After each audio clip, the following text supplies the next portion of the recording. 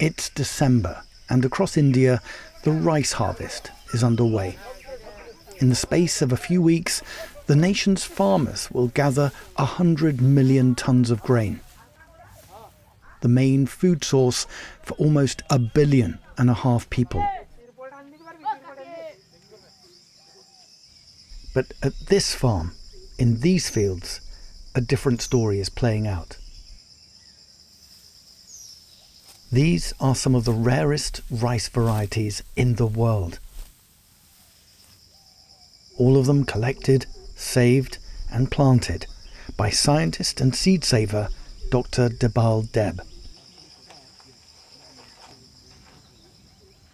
When I saw that these thousands and thousands of varieties of rice are getting extinct from farmers' fields, then I thought that before it's too late, let me conserve some of these. That's how I began.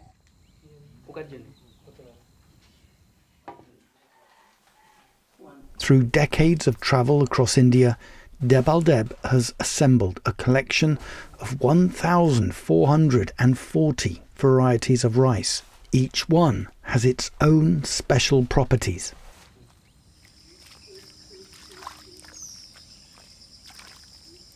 Every variety has its story. Every variety has its uniqueness. We have in my collection 22 varieties of rice which can grow in 12 feet deep water. Whereas planted nearby is a variety that can provide food with very little water. Even if there is not a single drop of irrigation, even delayed rain, too late rain, too scanty rain, they will survive, those special varieties. And these special varieties are all endangered, most no longer found in farmers' fields, their last remaining seeds saved and planted at Basuda Farm, a living repository of diversity, human innovation and agriculture spanning millennia.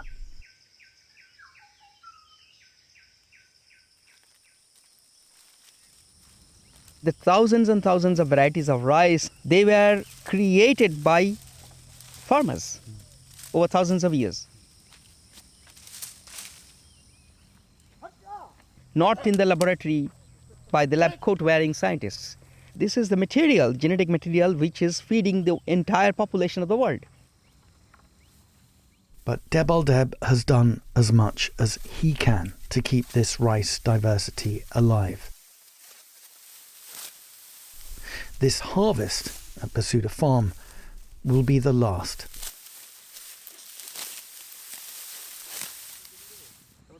My physical stamina is gone. That's the main thing. Yeah. And also the limitations, like the lack of enough space, lack of manpower, and lack of funding, all three. So I can't overcome beyond this.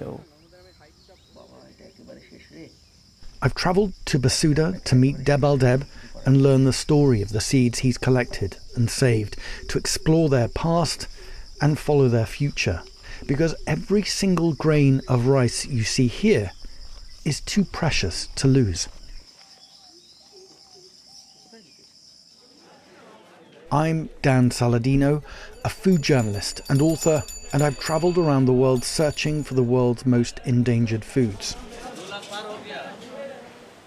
to document the incredible diversity created by farmers over thousands of years. A diversity that's disappearing.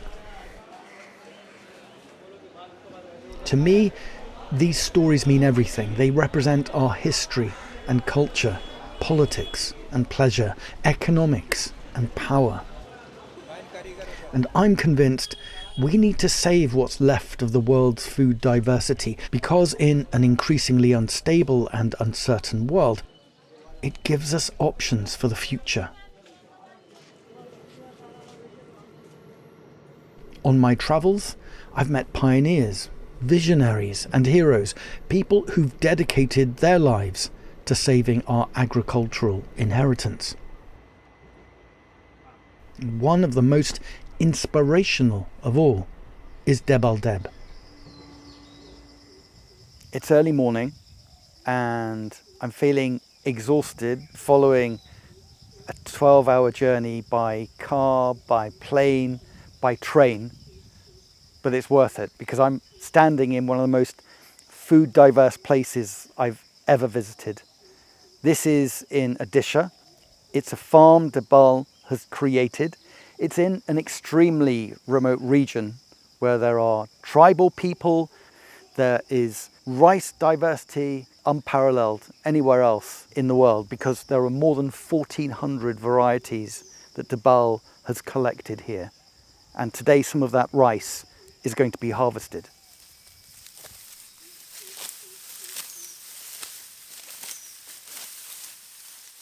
Debal Deb founded Basuda Farm in southern Orissa, in the undulating plains of the Nirramgiri Hills, part of a dramatic mountain system, the Eastern Ghats, which stretches for 1,000 miles.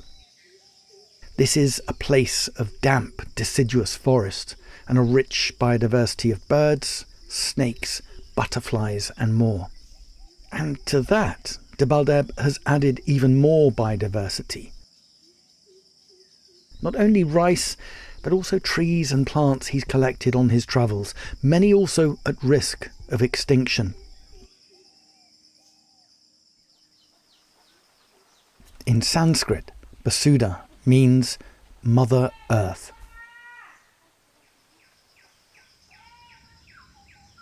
The original idea was to conserve the rice varieties. That's how I came. But then when I saw this beautiful biodiversity, I wanted to include my farm in the same forest ecosystem so that eventually it becomes a part of the forest. It's a continuum. The forest, agroforestry, and agricultural agroecosystem, like that. During the 1960s and 1970s, with the spread across Asia of the Green Revolution, a small number of genetically uniform types of rice replaced the thousands of locally adapted varieties. Farmers not only lost their own seeds, but also their independence. The new varieties left many dependent on chemical fertilizers, pesticides, and irrigation. As a trained ecologist who carried out surveys of India's biodiversity, Debal Deb realized a huge amount of India's traditional rice diversity could still be found in the most remote villages. And so for a quarter of a century, he travelled by train, on motorbikes and on foot in search of the last farmers growing these traditional varieties. Debal wanted them to understand that their work and their seeds were important, and also a means by which they could regain their sovereignty. And to save this endangered food, he'd ask them for a sample of rice to save, grow, and then share with other farmers, and increase the chance of keeping this edible diversity alive. The whole of this work is not for the scientific community. It's mainly, primarily, and finally for the farmers, sustainability, and to establish or re-establish farmers' sovereignty, which was lost in the course of modernization of agriculture. Decades after his first travels across India in search of rice diversity, Debal's visits to villages to meet farmers, to collect and share seeds continues. Seeds he will analyse in a laboratory to understand their properties and also grow and save them at Basudha Farm.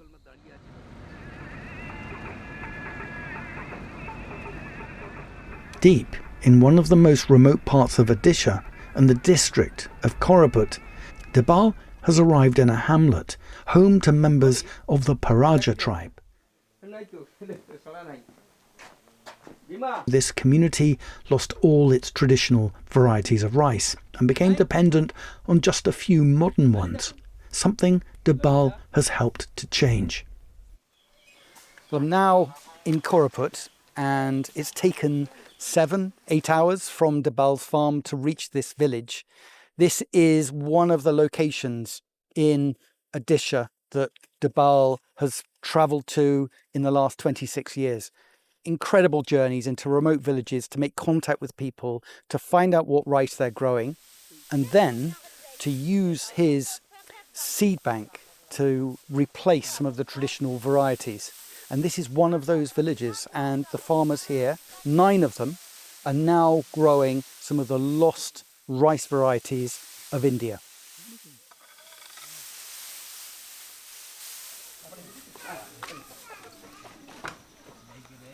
We are actually visiting this community of Baraja tribe, all agrarian. Earlier they used to be hunter-gatherers and shifting cultivators, but some of them still continue with the shifting cultivation, but majority is settled cultivators. So we distributed many of the forgotten seeds of rice and some millets to this community. So we are now revisiting those farmers. And so they used to have their own indigenous native rice, their traditional Yes, rice, of course. which they lost. They lost some of the special varieties that they used to cultivate because of the introduction of some modern varieties. So I reintroduced those traditional varieties again, which used to be cultivated here in this district, meaning they were cultivated by just one single farmer on one farm. So we rescued them and then distributed to several farmers. One of the farmers told me this. There were many benefits when Debal Deb returned the lost varieties to us. Our traditional rice tastes much better, and we could feel they were healthier. And these are seeds we can keep at no cost. They belong to us.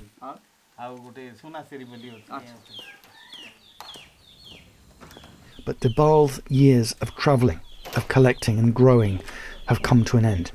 He no longer has the stamina to keep up the work. One day I blacked out in the field in Koraput when I was giving training to the farmers. My physical stamina is gone.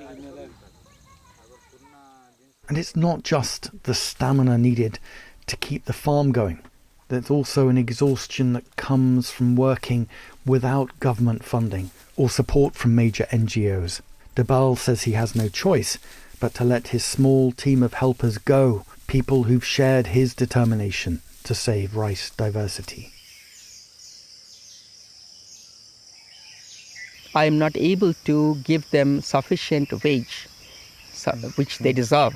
Even a car driver of an NGO or the government, forget about the government, or even a sweeper in a bank earns 2 times higher than their salary. Despite the fact that they are working starting from 7 o'clock in the morning till 11 o'clock in the night, never complaining for a single day. I am bound because I don't have any fund. So this is why I decided that this year, the last harvest. To save this endangered rice diversity for the future, we'll need a different approach, one that doesn't depend on Debal saving seeds. It cannot be indefinite. I cannot extend it for another century. Yeah. I cannot extend my lifespan for another century. So if they're not accepted by farmers, if they're not multiplied by the farmers, at some point they will die.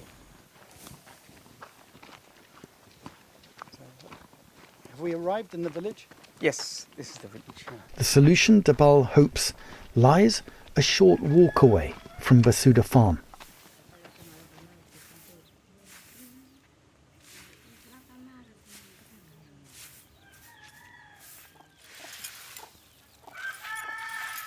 When Debal began sharing seeds with farmers, he created a seed bank, which is based in a neighbouring village, and he named it Vrihi. So Vrihi is the Sanskrit name for rice, broadcast rice. So I gave this name of my seed bank as Vrihi. The idea is that now I broadcast not just the seeds, but also the idea I broadcast, and they will germinate in the minds of the people as well as in the field. Inside a small, modest mud brick building sits one of the most valuable rice collections in the world. The building is part of a family home to ensure the seeds are under the protection of the community. For added security, the names and origins of each sample are identified by number only. And this accession code is... A code is kept by Debal. And we have inside this one, there are all this. This is one packet, this is one packet. And you can see this packet is written B104. The contents of these pots represent the work of generations of farmers, their decisions, their selections, a process that has taken thousands of years, which in turn gives today's farmers options for the future. At Vrihi, they can share their own seeds and collect those deposited by others.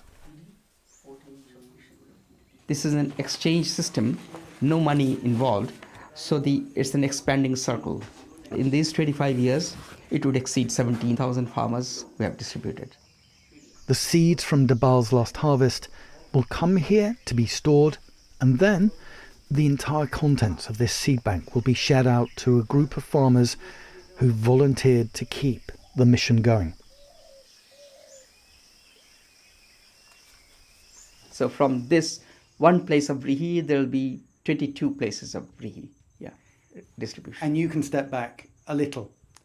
Yeah, I mean, I will continue to work, not exactly growing all of them. The mandate of growing every year and characterizing each of them every year, maintaining the genetic purity, that task will be relieved. I'll get relieved of that task, and that will be continuing. But of course, I'll continue to give the backup support to each of them. In case of any kind of doubt or no help, I will always be there.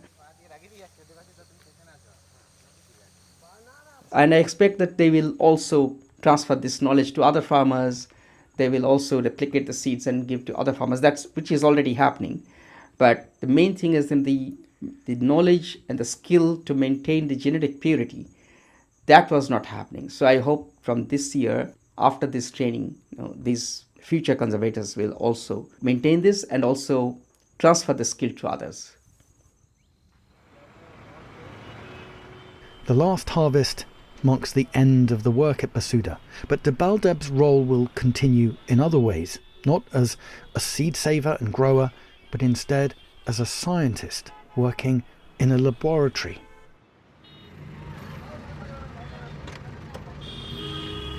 "600 miles north of Basuda Farm, on the outskirts of Calcutta, is Debal's lab.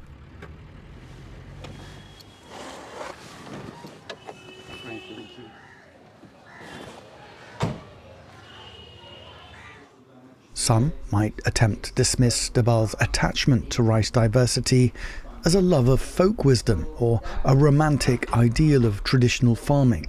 But this is the reality, a process of DNA sequencing and careful analysis by Debal and his assistant.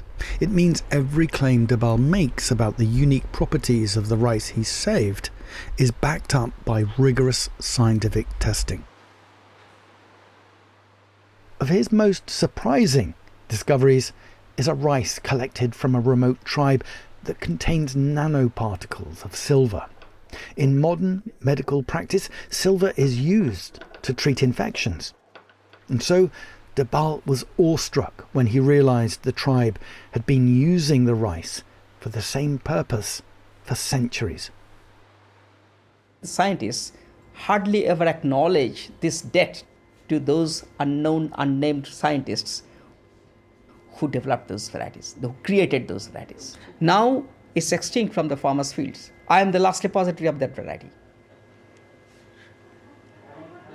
You get more amount of food per panicle. So this is one.